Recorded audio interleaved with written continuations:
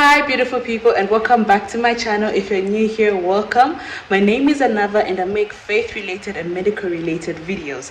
I'm sure you can already tell by the title of today's video that I am going to be taking you guys along for my night shift.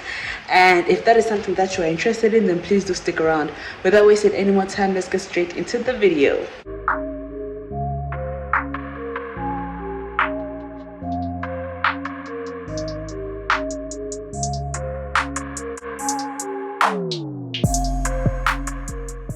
So the time is 17:30.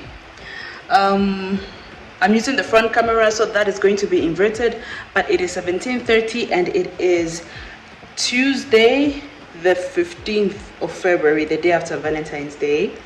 So I am just getting ready for work. I am ready actually. I'm about to leave and start off for my night shift.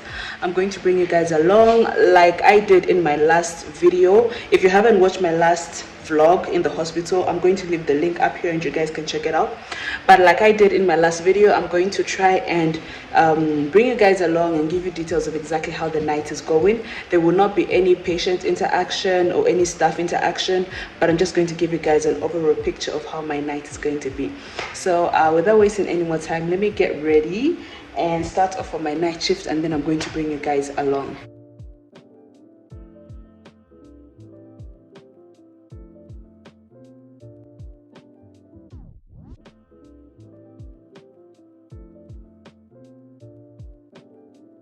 Okay, so I just got to work. It is 18:05. I am 5 minutes late. I just got to the call room. I have left my bag, dropped off everything, and I'm heading over to the labor ward to see what is happening. I'm going to notify you guys on what I find. Hopefully it's not too busy, fingers crossed, but I'm going to come back and notify you guys on what I find once I do my round and I see the patients and I get the handover. All right. So the time is 19:05. I don't even know if you guys are going to be able to see my clock, but yeah, the time is 19:05 and we just finished with handover and reviewing the patients that are there. We only have 3 patients actually, thankfully.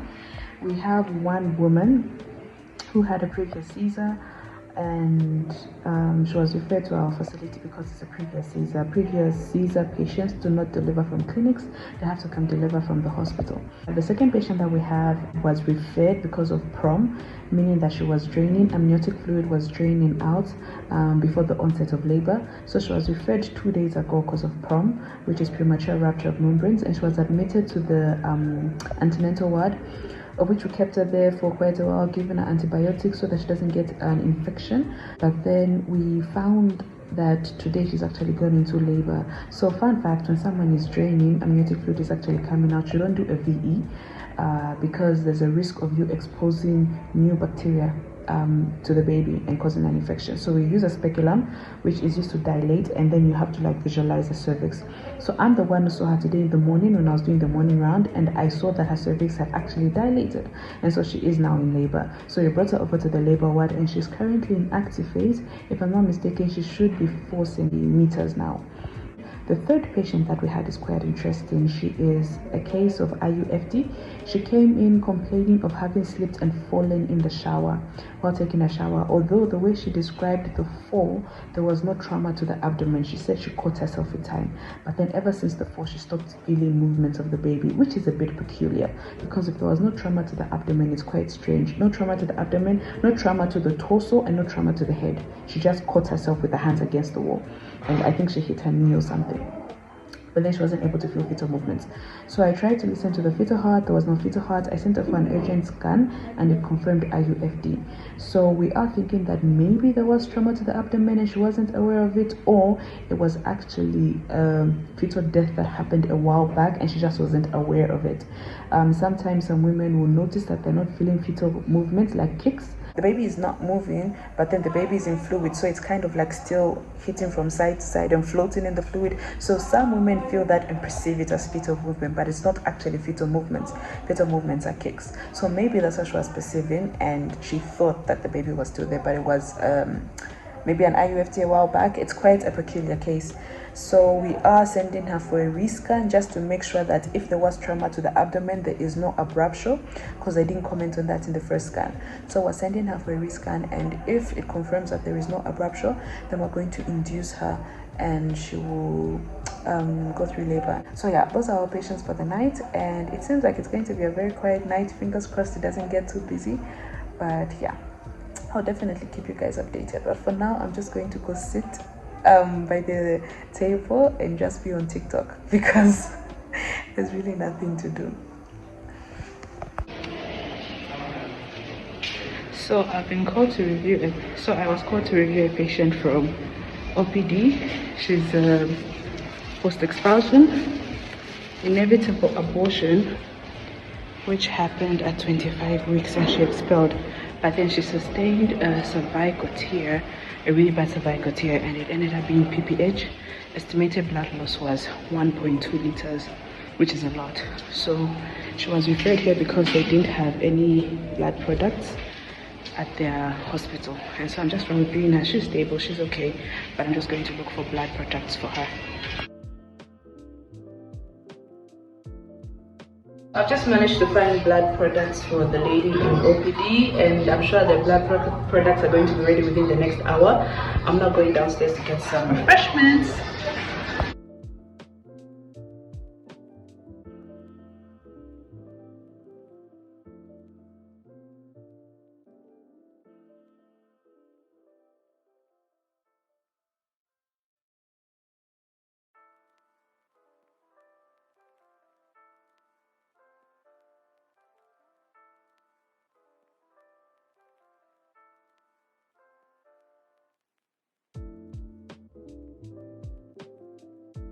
Hey guys, so the time is 10 to 11 and I'm just from theater. We had a patient who was a one previous Caesar who prolonged latent phase of labor, and as you know, for one previous Caesar it's really tricky to augment the labor because of the risk of rupture. So she had actually prolonged in labor, and so we opted to take her for a C-section.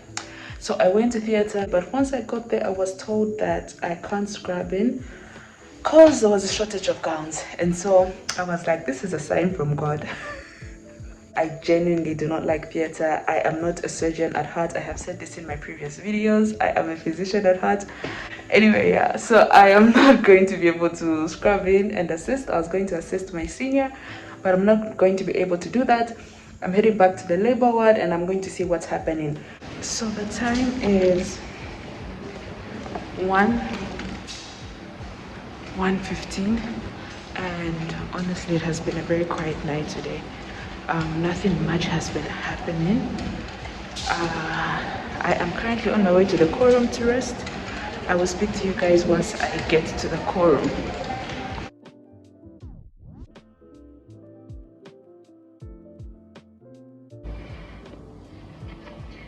Okay, just to catch you guys up, remember that patient that I told you about that we thought it was an abruption because she had a history of trauma?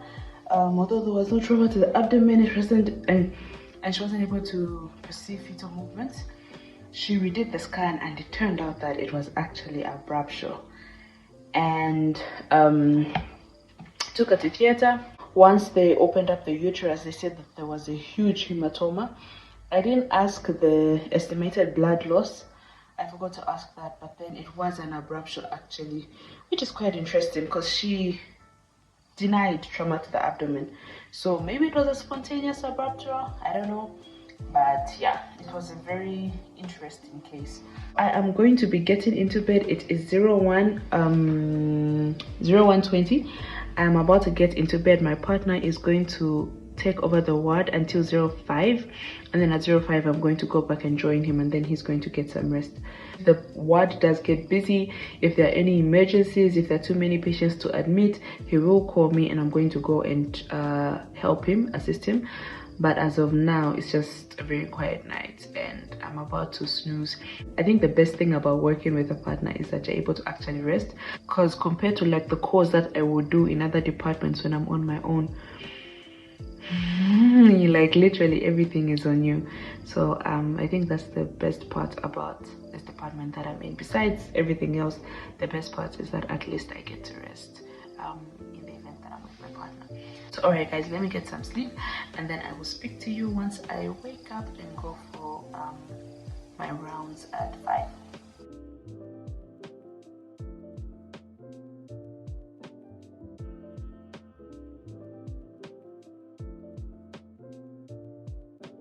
Hi beautiful people, so it is officially, my watch is off, but it is 9:30 if I'm not mistaken, and I just got home. As you can tell, I am home. So after I did my round at 5 a.m. I literally just sat around. It wasn't that busy. We did have a woman who delivered at one point and had a cervical tear, and her estimated blood loss was about 700 if I'm not mistaken, so it was PPH, but the cervical tear was controlled by my partner and it wasn't really anything too alarming. So yeah, that was the only thing that happened between that time and the time it was time for me to finish. I spent the rest of the morning just sitting around doing nothing, and then I went and I got the report. I had to go to like all the obs and gynae wards and just ask for total number of patients, admissions, discharges, critical patients, patients that underwent theater operations, and just like prepare for the presentation. We have a meeting every Wednesday for presentation, and sometimes when we're not having a meeting, we just post in the online group on WhatsApp. So yeah, I went around collecting the statistics. That took me about 30-40 minutes to go to all the different wards and get the different information about the different patients, the critical patients, ICU patients. I had to get their morning vitals and just generally how the patients are in today. So that's what I did, and then at 7:45 I had to report for the meeting. My partner presented the statistics, and then the meeting ended at, I think it was 8:45, because after the statistics were presented, we had another presentation by another doctor who was talking about shoulder dystocia, which is a very interesting topic. So yeah, that is how I spent the rest of my day. When the meeting ended at 8:45, went back to the labor ward and gave handover to the morning team. On my way home, I had to pass through town to pick up some stuff for my planners. If you can see, that is the logo for my company. If you know my company pages by another, then you know that logo. So I had to pick this up, and I am about to wrap some planners that have to go out today for delivery.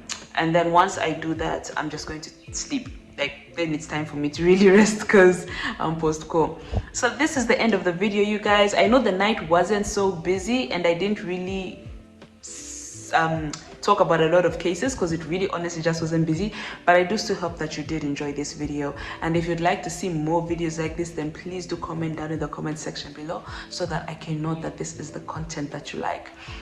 You can reach out to me over on Instagram. My username is anava.exo. I love to hear from you guys and speak to you guys over there on that platform. Thank you so much for taking the time to watch my video. Bye.